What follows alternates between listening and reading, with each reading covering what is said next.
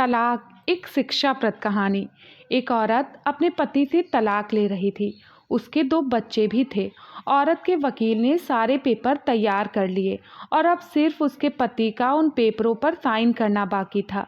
पति ने वकील से कहा, वकील साहब, मुझे पता है कि तलाक के पेपरों पर साइन करने के बाद सारी ज़िंदगी के लिए मैं अपने बीवी बच्चों से दूर हो जाऊंगा। इसलिए मेरी एक ख्वाहिश है, पेपर पर साइन करने से पहले मैं अपनी पत्नी और बच्चों के साथ कुछ घंटे गुजारना चाहता हूँ। आप मेरी पत्नी से कह दो कि कल सुबह वो मेरे बच्चों को कोर्ट लेकर आ जाए। वहाँ से मैं इन सबको कुछ घंटों के लिए अपने साथ ले जाऊँगा और फिर वापस आकर इन तलाक के पेपरों पर साइन कर दूँगा।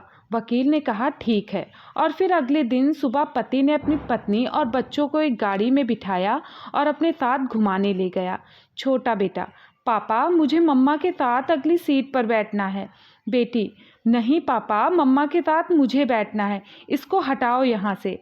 पापा, अरे हाँ बेटा, आओ, तुम दोनों लोग आकर आगे बैठ जाओ।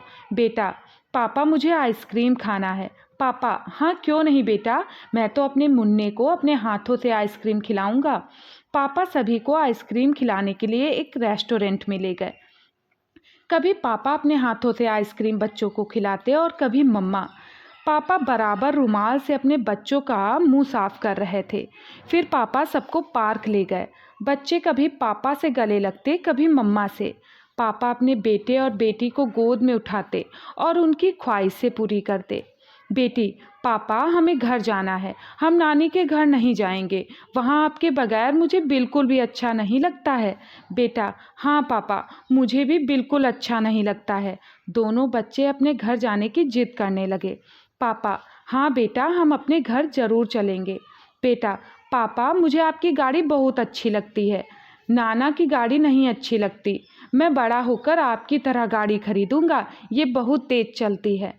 पापा आंखों में आंसू छुपाते हुए, हाँ बेटा ठीक है, पहले तुम जल्दी से बड़े हो जाओ। काफ़ी वक्त निकल चुका था। वकील भी बार बार फ़ोन कर रहा था कि कोर्ट बंद होने वाला है, जल्दी से वापस आ जाओ। लेकिन पति का अपनी बीवी और बच्चों से बिछड़ने का मन ही नहीं कर रहा था। आंखों से आंसू बहने लगे थे।